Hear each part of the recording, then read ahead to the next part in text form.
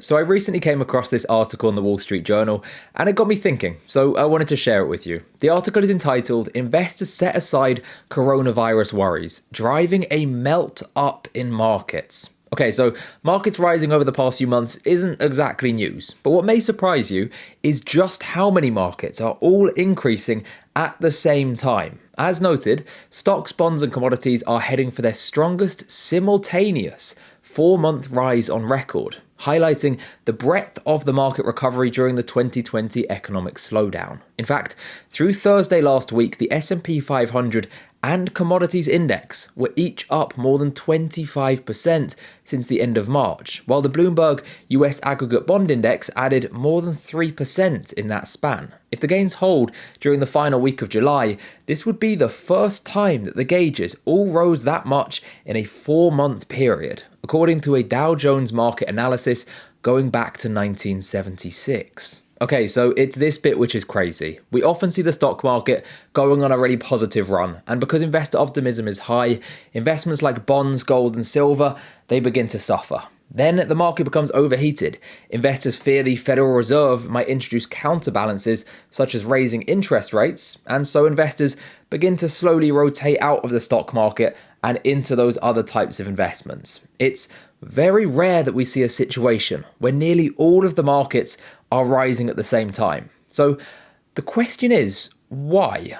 If investors are bullish in the stock market, which the rising prices would indicate, why would they also be investing so heavily into other safer investments, which would indicate that they're actually concerned about the stock market and not so bullish? It's quite confusing when we start to lay it out. Well, according to this article, investors and analysts attribute the broad rise in financial markets to faith in government and central bank stimulus programs, hopes for vaccine development, and wagers that the crisis will spell opportunity for a number of larger but nimble, well-placed companies at the expense of others whose struggles are deepening. The broad advance is prompting many investors who had been skeptical to pare back their cautious wagers and join the rally, giving it further fuel. So I think there's an argument to be made that investors believe the Fed can continue propping up the market. I mean, we often hear the phrase, "don't fight the Fed." In fact, many of you comment this very validly on my videos, but I think this maybe overlooks a key point. All of these markets we've discussed are priced in US dollars. If a stock increases from $100 to say $110, we say that it's increased by 10%. But what this really means is that it is increased by 10% compared to the value of dollars. Obviously, this kind of makes sense. We need to have some foundation when we make a comparison, but this does make the assumption that the foundation itself, the currency, is stable. So the question is the currency stable? Well, I shared an interview with you last month where I had Simon Dixon on, and he highlighted his belief that central banks worldwide are printing such vast quantities of money that it's only a matter of time before the currency itself begins to lose value through inflation. That's a belief that I think many of us out there hold. We also know that Ray Dalio feels the same way. In fact, here's a short clip of him sharing his thoughts on cash. And the issue is you can't jump into cash.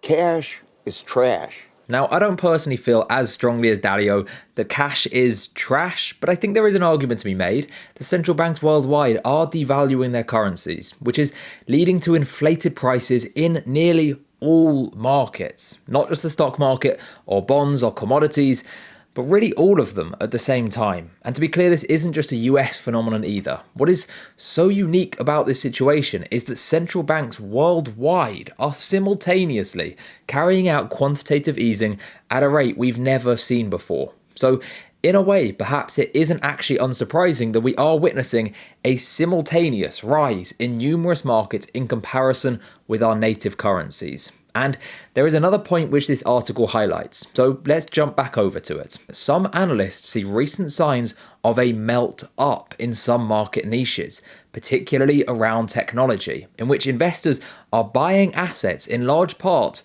simply because they are rising. Traders are riding the momentum in everything from large technology stocks such as Apple to the precious metal silver. So there is also this idea that markets are melting up. In other words, investors are throwing their money at just about anything which is rising.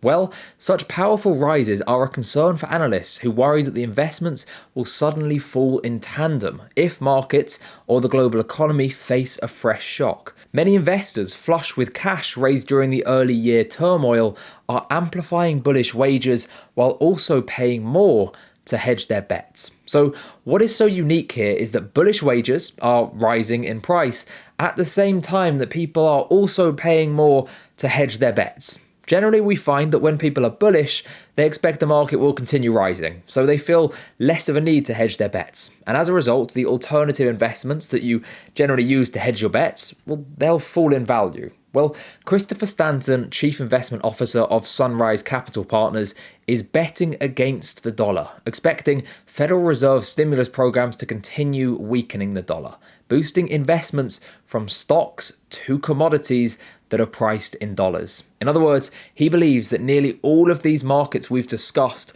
will continue rising together. Because of this weakening of the dollar, it doesn't really matter in a way if people are bullish on the market, the value of other investments could continue rising as well. The article goes on to note that expectations that the Fed will keep rates near zero have kept the benchmarked 10-year US Treasury yield near its March record low. Yields fall as bond prices rise, and steady demand for bonds pushed investment-grade corporate bond yields to all-time lows last week. Nella Richardson, an investment strategist at Edward Jones, said the firm recently reduced its cash holdings and increased positions in high-yield corporate bonds, citing the non-existent returns from holding cash with rates near zero. I think Thomas Martin, senior portfolio manager at Global Investments, really touched on the key points for me, saying you don't want to fight the Fed, the world's central banks, or the world's governments. But at the same time, his firm has been holding gold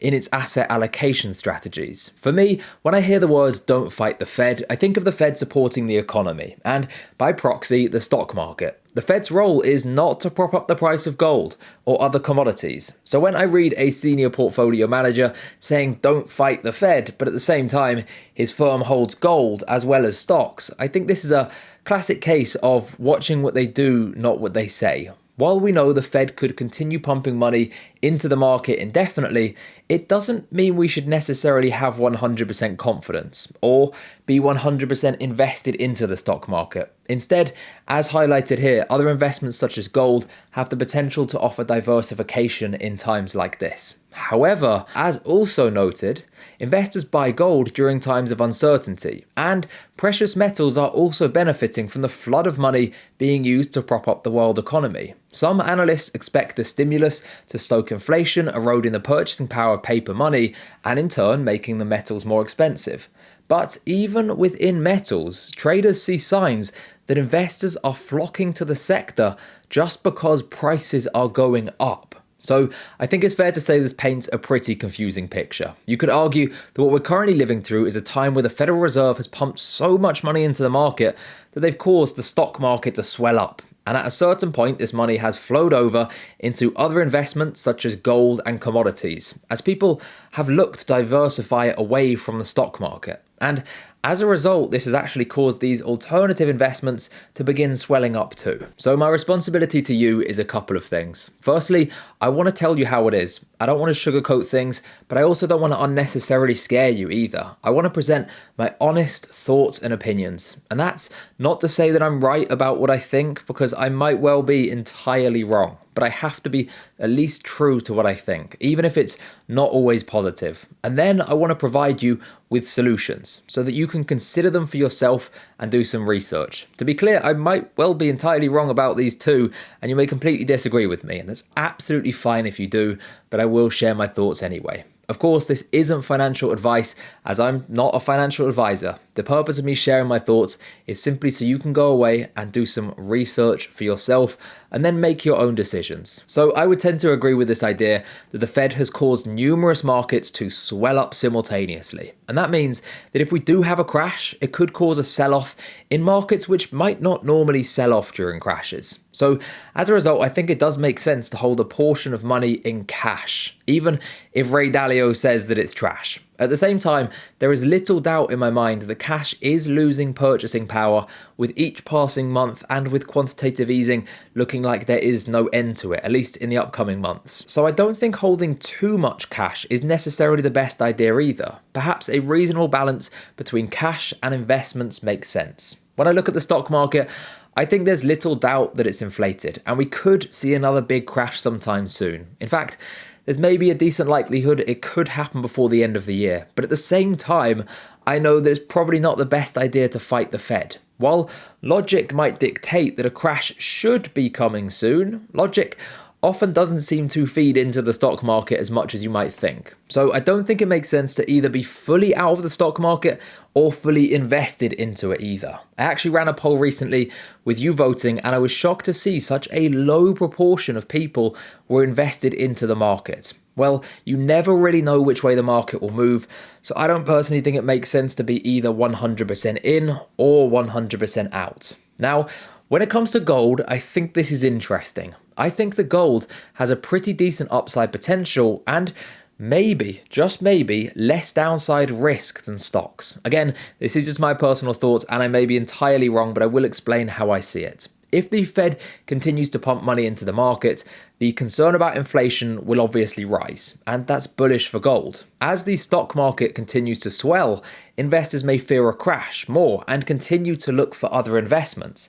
Again, that could be bullish for gold. So I think the gold has a surprisingly large upside potential. In fact, gold has actually beaten stocks over the course of 2020 so far. Now, unfortunately, as money spills over from the stock market and gold's price rises, it probably also increases the risk. The gold will crash with the stock market if a crash comes. Don't get me wrong, it's certainly not a perfect protection, but I would make the point that gold's status as a safe haven actually could insulate it more so than stocks in the case of a crash. And so while it may crash too because of all of the money being pumped into the market, it may actually offer more protection than an investment into stocks alone. So when I look at the market, I always think diversifying is important, but I think it even more so at the moment with many markets being so inflated as a consequence of the Fed pumping so much money into the market. But most of all, I think markets becoming bloated really highlights the importance of having an emergency fund. You see, I've been saying for some time that adding gold to a portfolio which doesn't have it already makes sense on a numbers basis, and I think it still does.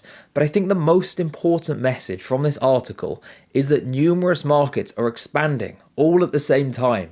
So while some may hold up better than others in case there is a crash, there's unfortunately a decent likelihood that they may all fall together. So all I would add to what I've said so far is if you don't have at least 6 to 12 months of your living expenses saved up in cash, it's probably a good idea to consider doing this first. Even if you're watching the stock market rising and other markets rising too and you feel like you're missing out, you simply never know how long that's going to last. In fact, by the time you're watching this, maybe the market has already crashed. Saving up an emergency fund, however, is always a good idea, just to protect yourself first and foremost. If you've enjoyed this video, don't forget to check out this one up here, subscribe if you haven't already, and of course, just thank you for watching.